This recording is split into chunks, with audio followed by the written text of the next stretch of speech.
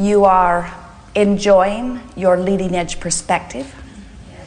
You like focusing the energy that creates worlds to your specific, selfish, creative ends. You're at one with your selfish nature. Well, not so much. We are wanting you to be at one with your selfish nature. We are wanting you to adore the perspective that is you, the summoning perspective that is you. Without that perspective that is you, there would be no leading edge place. Sometimes we think that you don't appreciate your leading edge perspective in the way we all do, because we know that you are extensions of that which we are.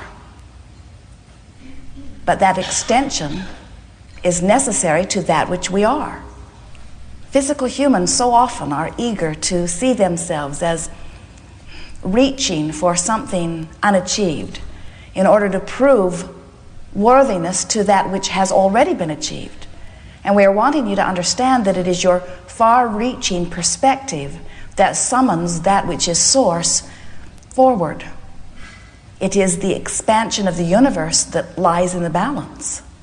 So, as you are appreciating your leading edge perspective, which summons source forward, then you get in on the thrill of the expansion. Whether you let yourself in on it or not, the expansion happens, and all that is benefits. We want you in on it personally. We want you to selfishly acknowledge the importance of your perspective. Because whether you acknowledge it or not, and whether you align up with it or not, whether you allow yourself vibrational harmony with your source or not, still, you are leading edge perspective, summoning source forward. We are all focused in a universe that is attraction based. And what that means is, whatever we are giving our attention to causes a reverberating vibration within us, which is our point of attraction. So whatever you are giving your attention to reverberates vibrationally. You are much more a vibrational being than you are the flesh, blood, and bone that you see. More electronic. So as you focus, which causes a vibration within you. Now this focus may be because of something you're observing in your now. It may be because of something you are remembering. It may be something you are imagining. You could be projecting it into the future or remembering it from the past or observing it in your now. It does not matter where your focus comes from or how you have achieved it. Your focus is powerful. Your focus is summoning of source energy.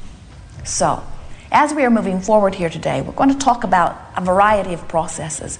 And you're going to notice that we are not very supportive of amplifying anything that does not feel good to you. Because we know that as we talk about where you are, we only practice the vibration of where you are. And as we practice the vibration of where you are, where you want to be cannot be. You have to make a decision. You have to say, do I want to remain here where I am, where I'm observing, where I'm feeling, where I'm talking? Or do I want to go over there where I am not used to practicing?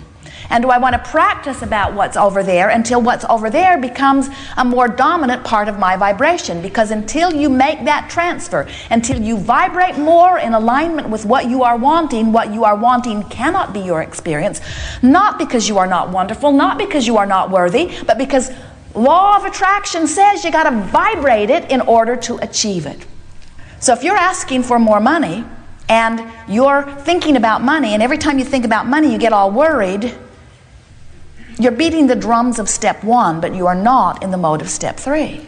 So then you say, well, if I practiced feeling that way about money, then how do I change the way I feel about money? And we say, you don't have to change the way you feel about money in the sense that you have to take this thought that is negative when you think about it and think this positive thought about money.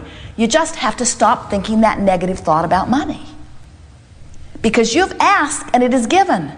You see, law of attraction says that which is likened to itself is drawn. When you say in your physical words, ask and it is given, we want to really clarify something. It isn't ask and then do all the right things and it is given. It isn't ask and be born in the right place and it is given. It is ask and do not offer vibrational disharmony to what you are asking for, which is the same thing as saying ask and be a vibrational match to what you are asking for. So we're talking about the path of most allowance, which sometimes is easier for you to hear as the path of least resistance.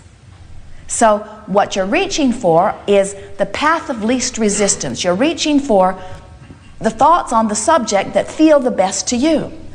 And it really is, as you will hear as we move forward here today, an individual in-the-moment determination. In other words, nobody could write a book that says this is the path of least resistance relative to these subjects, because no one knows the details of what you are living, or the details of what you are wanting, or the details of where you are standing.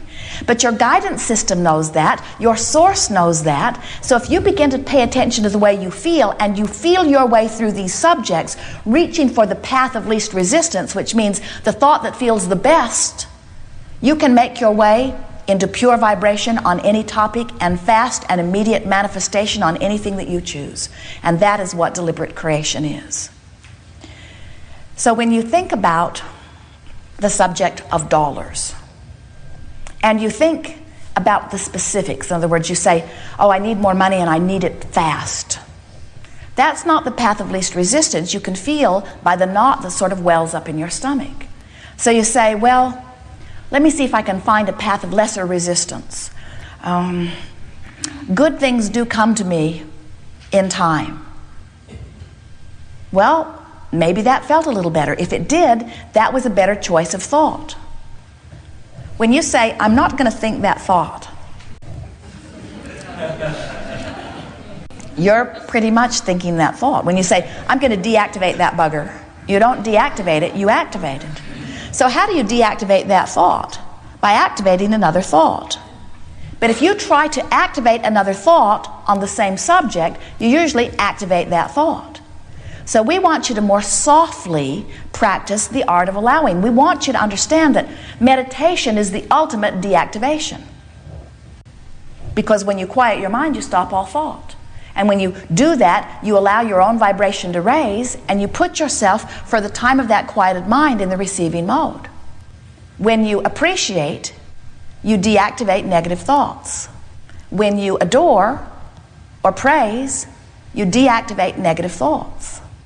This virtual reality process that we are talking about, we are offering because we want you to, in the same attitude that we say, just pet your cat. In other words, don't think about your issues, just pet your cat. And if petting your cat is pleasing to you, in the way that it's pleasing to the cat, then for that time of that experience, you are taking the path of lesser resistance, or you are practicing allowing. So, as we are moving forward here today, we'll listen to you about whatever it is you want to talk about.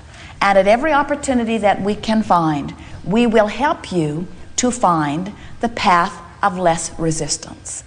What does the path of least resistance mean? It means I'm going to find the best possible way to think and feel about this subject.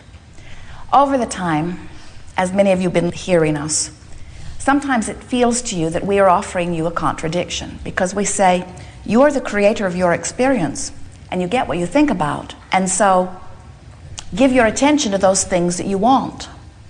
And then we say, let's practice the art of allowing by meditating and petting the cat.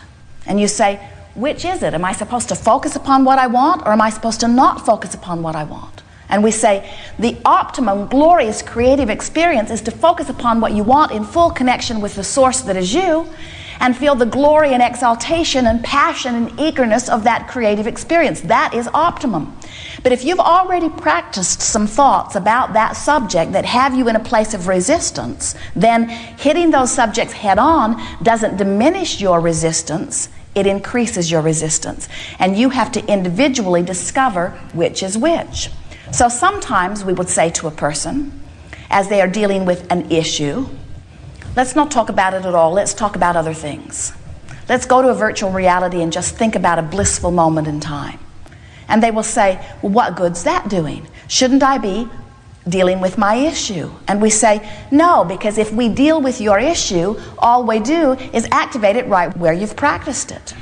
Then sometimes you say, well, if I'm the creator of my own experience, I really want to be hands-on in the creation.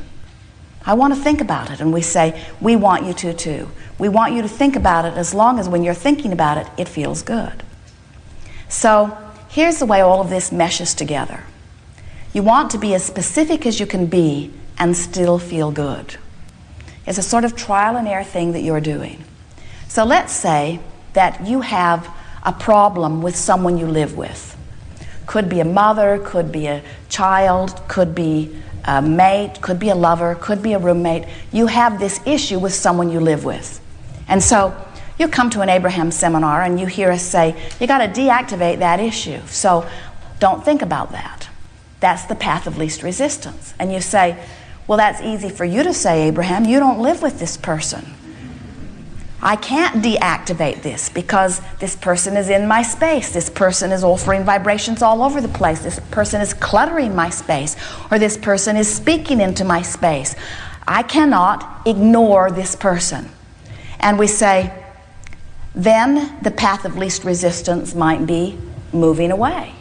And you say, oh, that's easy for you to say. You didn't make a commitment to this person, or you didn't give birth to this person. I cannot walk away from this person. And we say, well, then that's not the path of least resistance, is it? Then maybe the path of least resistance is actually changing the way you feel or the way you think about this person. And that's a longer, slower process. And ultimately, that's the way we would like you to address all subjects. In other words, we would like you to come to the place where you no longer feel that the outside circumstances have to be modified in order for you to feel good. It's the ultimate unconditional love when you say, I want so much to feel good that I will practice it every chance I get until I've activated good feeling vibrations on so many different topics that that's usually who I am, so that I can approach almost any subject, or I can change my attention easily and I can feel good no matter what.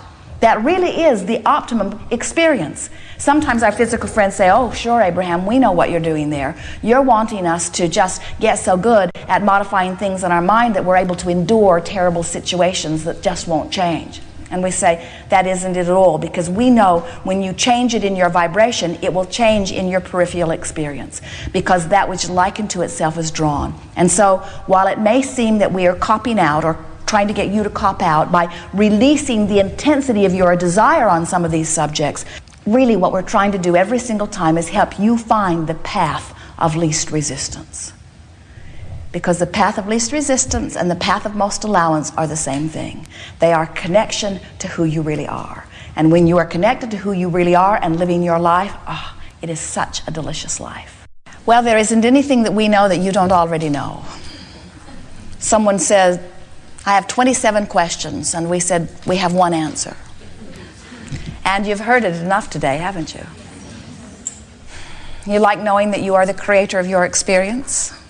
Yes. You like knowing that everyone else is too? Yes. You like knowing that Source supports you in everything that you desire? Yes. And that there is nothing that you can identify, whether you articulate it or not, that the universe withholds from you.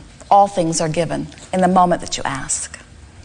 We love the deliberateness of your approach, because we know that there is so much satisfaction to be had in being specific about what you want. Because when you are specific about what you want and you find that crack or path of least resistance, and energy flows through you toward your inspired idea, it is life at its very best. And we know you can't always be there. We know that sometimes you want things so clearly and you are so aware of where you are that you cannot focus upon what you want without activating where you are. And so we understand that it's easy for your vibration to become muddled. We also know that you can feel your way out of the muddle. If there is anything that we want you to take away from this gathering, it is the sentiment that you never get it done. We want you to start easing up on yourself in realizing that you're not ever going to get it done. There's always going to be something else that you desire that is summoning life through you.